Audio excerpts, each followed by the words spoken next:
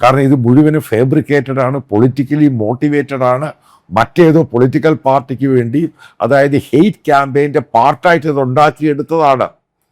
ഉറപ്പായിട്ടും പോലീസിനും Kerala police special investigative team വെച്ച് ഈ സാധനം ഓപ്പൺ ചെയ്യാൻ റിട്ടയർഡ് ഒരു ഹൈക്കോടതി ജഡ്ജിനെ വെച്ച് ഓപ്പൺ ചെയ്യുക, ജുഡീഷ്യൽ ഓഫീസേഴ്സിനെ വെച്ച് ഓപ്പൺ ചെയ്യുക.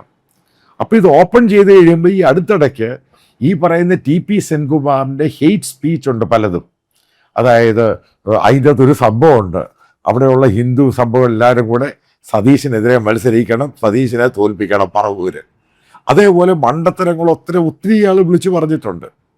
ഒരു മനസ്സിലാക്കേണ്ടതാണ്, ഒരു സർക്കാർ ഉദ്യോഗസ്ഥൻ റിട്ടയർ ആയി കഴിഞ്ഞാൽ മനസ്സിലാക്കുക, ഈ പറയുന്ന തലത്തിലോട്ടൊന്നും പോകാൻ പറ്റത്തില്ല.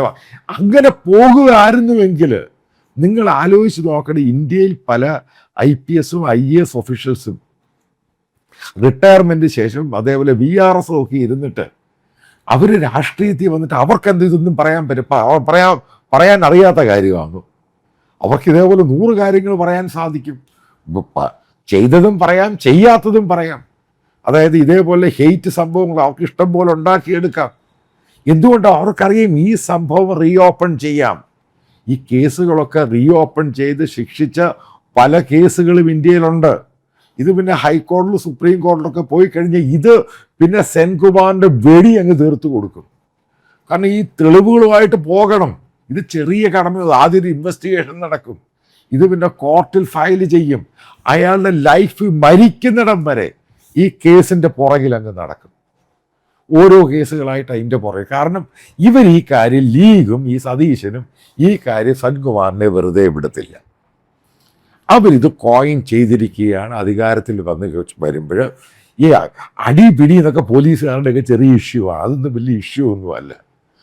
പക്ഷെ സെൻകുമാറിനെ പണിഷ് ചെയ്യുക ഇവരുടെ അജണ്ട തന്നെയായിരിക്കും. സെൻകുമാറിൻ്റെ വാ മൂടുക, അയാളെ നശിപ്പിക്കുക, അയാളെ നാണം കെടുത്തുക. ആ ഒരു സന്ദർഭത്തിൽ, അതായത് കേന്ദ്രത്തിൽ അധികാരത്തിലിരിക്കുന്ന BJPക്ക് ഈ ഒരു സന്ദർഭത്തിൽ പ്രൊട്ടക്റ്റ് ചെയ്യാൻ പറ്റത്തില്ല. കാരണം അവർ ഡിഫൻസിലാണ്. അതായത് കേന്ദ്ര സർക്കാർ ഇന്ത്യൻ പാർലമെൻറ്റിൽ പറഞ്ഞിട്ടുണ്ട് ഇങ്ങനൊരു സംഭവം ഉണ്ടായിട്ടില്ല. പിന്നെ എങ്ങനെ ഡിഫെൻസ് ചെയ്യാൻ പറ്റും? വിശ്വ ഹിന്ദു പരിഷത്തിന് ഡിഫെൻസ് ചെയ്യാൻ പറ്റുമോ?